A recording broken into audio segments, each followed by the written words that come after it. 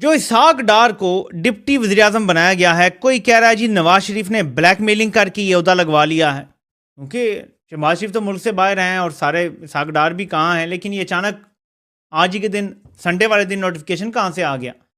چھٹی والے دن notification breaking news آ گئی ہے اور نوٹیفیکیشن بھی آ چکا ہے، اور نوٹیفیکیشن کی کاپی میرے پاس بنا دیا گیا ہے ڈپٹی وزیر اعظم پاکستان۔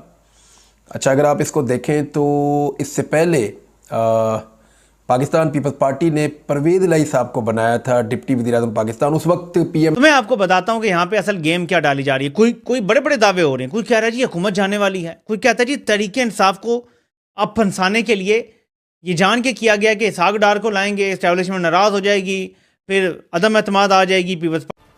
وزیراعظم شہباز شریف نے اسحاق ڈار کو نائب وزیر اعظم مقرر کر دیا ہے۔ کابینہ ڈویژن نے تحریک انصاف کے ساتھ مل کے حکومت آ جائے گی، تحریک انصاف کو عہدے مل جائیں گے، حکومت مل جائے گی وفاق میں، پنجاب نون لیگ رکھے گی، بڑی بڑی کہانیاں شروع ہو گئی ہیں۔ کہ میرے پاکستانی، میں آپ کو بتاتا ہوں جو اس ساری صورتحال کا میرا تجزیہ، اور میرا تجزیہ تاریخ کو دیکھ کر ہے، ہسٹری کو دیکھ کر ہے، اور بہت ہی قریب تر ہسٹری جو ہے اس کو دیکھ کر ہے۔ یہ گیم کا دوبارہ آغاز کیا جا رہا ہے جو باجوہ اور نواز شریف کے درمیان 2019-20 میں ہوئی تھی، جب 2020 کے جلسوں میں نواز شریف نے باجوہ کی رضامندی سے اسٹیبلشمنٹ کو للکارنا شروع کیا تھا، ایک انقلابی نعرہ لگایا تھا۔ یہ انقلابی نعرہ لگوانا ضروری تھا کیونکہ نواز شریف کی سیاست کو زندہ کرنا تھا۔ نواز شریف کیونکہ ڈیل کر کے باہر گیا تھا، پلیٹ لیس کا جھوٹا بیانیہ بنا کے باہر گیا تھا، تو نواز شریف کی مقبولیت زیرو ہو چکی تھی۔ تو پھر باجوہ نے نواز شریف کے ساتھ مل کے یہ بیانیہ بنوایا، اور اس کے بعد یہاں تک نوبت آئی کہ لوگوں نے کہنا شروع کیا کہ دیکھیں جی نون لیگ کا ٹکٹ چلتا ہے، دیکھیں جی نون لیگ ڈسکا میں بھی جیت گئی، فلاں جگہ بھی بائی الیکشن جیت گئی۔ کیونکہ اب مجھے تھوڑا سا شک ہوتا ہے کہ وہ بھی باجوہ صاحب نے جیسے ابھی اسٹیبلشمنٹ جتوا رہی ہے نون لیگ کو، تب بھی ویسے ہی جتوایا تھا، لیکن چلیں کچھ نہ کچھ بیانیہ نواز شریف کا بننا شروع ہو گیا تھا جب اس نے نام لیے تھے۔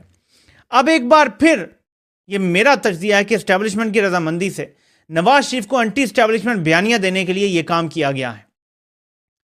اسحاق ڈار کے آنے کا مطلب یہ ہے جی کہ دیکھیں جی نواز شریف نے اپنا کام کروا لیا، بڑا دیکھیں نواز شریف بڑا ضدی ہے، اسٹیبلشمنٹ نے تو اسحاق ڈار پہ ریڈ لائن لگائی ہوئی تھی، نواز شریف نے پہلے اس کو وزیر خارجہ بنوایا، اب نواز شریف نے اس کو ڈپٹی وزیر اعظم بنوا لیا، دیکھا نا نواز شریف ڈٹ کے کھڑا ہو گیا۔ یہ نعرے لگوانے کے لیے کیا گیا ہے۔ اب ایک تاثر بنے گا میڈیا میں، اور دیکھیے گا، غور کیجیے گا کون کون لوگ یہ باتیں کرتے ہیں جی اسٹیبلشمنٹ اور ان کے حالات خراب ہو رہے ہیں، لڑائی بن رہی ہے، نواز شریف نے پھر سے انقلاب کا علم اٹھا لیا ہے، لیکن یہ اندر خانے ایک ہیں۔ میں پھر دہراتا ہوں، نواز شریف اسٹیبلشمنٹ کی سب سے بڑی طاقت اور اسٹیبلشمنٹ کا وینٹیلیٹر ہے۔ جس دن نواز شریف اسٹیبلشمنٹ کے خلاف ہو گیا، اسٹیبلشمنٹ دھڑام سے گر جائے گی، کیونکہ عمران خان نے اسٹیبلشمنٹ کو شکست دے دی ہے۔ اسٹیبلشمنٹ کے مردہ گھوڑے کو اگر کسی نے وینٹیلیٹر لگایا ہوا ہے تو وہ نواز شریف و زرداری ہیں، اور نواز شریف کا وینٹیلیٹر بڑا امپورٹنٹ ہے کیونکہ پنجاب میں پیپلز پارٹی کا کوئی وجود نہیں ہے۔ یوسف رضا گیلانی کو بھی الیکشن جیتنے کے لیے جو بہت بڑا فن خان تھا جنوبی پنجاب میں، ساؤتھ پنجاب میں، ان کو بھی دھاندلی کرنی پڑ رہی ہے، ٹھیک ہے؟ تو اگر یہ نوبت آ گئی تو پیپلز پارٹی تو فارغ ہے نا پنجاب سے، نون لیگ ہے، تو نون لیگ کو کھڑا کرنا ضروری ہے۔ اور نواز شریف اسٹیبلشمنٹ کا دایاں بازو بھی ہے، بایاں بازو بھی ہے، دائیں ٹانگ بھی ہے، بائیں ٹانگ بھی ہے، سب کچھ ہے اسٹیبلشمنٹ کا، ورنہ اسٹیبلشمنٹ دھڑ کے ساتھ بالکل مفلوج پڑی ہو اس ٹائم بستر پہ۔ یہ سب کچھ نواز شریف نے کیا ہوا ہے ان کے ساتھ۔ تو کبھی یہ بیانیہ دوبارہ تسلیم نہ کریں کہ نواز شریف اینٹی اسٹیبلشمنٹ ہو گیا، اس نے اسحاق ڈار کو لگوا لیا۔ یہ سب ملی بھگت ہے، یہ سب آپ کو مل کے ہمیشہ کی طرح پھر سے بیوقوف بنانے کی کوشش ہے، لیکن مجھے یقین ہے کہ میری قوم اب سمجھدار ہو گئی ہے اور دوبارہ ان کے بیانیوں میں نہیں آئے گی۔ ناظرین، جنگل کا بادشاہ سب سے زیادہ جلدی میں کیوں ہے ڈیل کرنے کے لیے؟ اس کو کیا پریشانی لاحق ہے؟ ناظرین، میں نے آپ کو جو شروع میں بتایا، یہ اس کی سب سے بڑی پریشانی اور یہ اس کی سب سے بڑی شکست ہے۔ 76 سالوں میں کوئی ایک جرنیل نہیں آیا جس نے کسی سیاستدان سے لڑائی لڑی اور ہارا ہو، ایک بھی نہیں آیا۔ 76 سالوں میں کوئی ایک جرنیل ایسا نہیں آیا جس نے کسی سیاستدان کو سزا دلوائی ہو اور اس کی سزا میرٹ پہ ختم ہو گئی ہو، یہ ایک دفعہ نہیں ہوا۔ اب جنگل کے بادشاہ کی یہ بڑی پریشانی بنی ہوئی ہے کہ عمران خان کی جو کیسز میں اپیلیں ہیں وہ کب تک لٹکائی جا سکتی ہیں؟ 15 دن، مہینہ، 2 مہینے اور 3 مہینے اور۔ عمران خان مجھ سے ڈیل کیے بغیر اگر باہر آ جاتا ہے تو یہ میری شکست ہوگی بلکہ ہماری 76 سال کی لیگسی کی شکست ہوگی. اس لیے کم از کم ڈیل کچھ نہ کچھ ہو جائے یا ایک بیانیہ بن جائے یار کہ بات چیت تو ہوئی ہے, کچھ تو ہوا ہوگا پردے کے پیچھے. یہ اس ٹائم فیس سیونگ چاہتا ہے جنگل کا بادشاہ. 9 مئی کے حوالے سے بھی اس کو فیس سیونگ کی ضرورت ہے. اس کو کچھ سر چاہیے کہ کوئی یار کسی طرح سے عمران خان کہہ دے جی غلطی ہو گئی تھی یا کچھ ورکر نکل گئے تھے, آئندہ ایسے نہیں ہوگا, ہم تو پرامن جماعت, کچھ تسلیم کر. نہ عمران خان وہاں فیس سیونگ دے رہے ہیں اور نہ یہاں فیس سیونگ ملے گی. موجود ہے وہ بھی میں آپ کے سامنے پڑھ دوں گا, جس نے یہ بتا دیا ہے کہ جناب شہباز شریف صاحب بالکل ہی فارغ ہو گئے ہیں. پہلے ان کے بارے میں فیصلہ کر لیا کہ نون لیگ کی طرف سے ان کو صدارت سے ہٹایا جا رہا ہے. پارٹی نے فیصلہ کیا, یعنی نواز شریف نے فیصلہ کیا کہ اب شہباز شریف پارٹی میں صدر نہیں رہیں گے, پارٹی سے ان کا کوئی تعلق نہیں رہے گا شہباز شریف کا. لیکن اب تو وزیر اعظم کی کرسی سے بھی جو تعلق تھا وہ بھی گیا. اندازہ لگائیے آپ, اب تو شہباز شریف صاحب پارٹی سے بھی فارغ اور یوں سمجھیے کہ وزارت عظمیٰ سے بھی فارغ ہو گئے ہیں. کم از کم نون لیگ کی حد تک تو ہوئے ہی ہیں, لیکن اب دوسری طرف سے بھی فارغ ہو جائیں گے. اس کی وجہ یہ ہے کہ شہباز شریف کو ڈپٹی پرائم منسٹر کا نوٹیفیکیشن جاری کرنا پڑا ہے. آپ اندازہ لگائیے. اور ڈپٹی پرائم منسٹر کون ہے؟ اسحاق ڈار ہیں. اس کا مطلب کیا ہے؟ اس کا مطلب ہے شہباز شریف صاحب فارغ ہیں.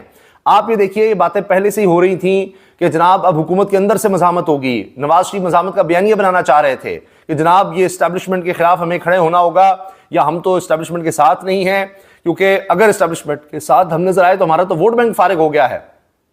یہ بات میاں جبلی لطیف کہہ رہے تھے, سوچنا چاہیے جی. اب جو ان کے ساتھ کھڑا ہوتا ہے, ابھی بھی ان کے بیانات آ رہے ہیں, وہ جی ووٹ بینک کھو دیتا ہے, یہ ہو جاتا ہے, وہ ہو جاتا ہے.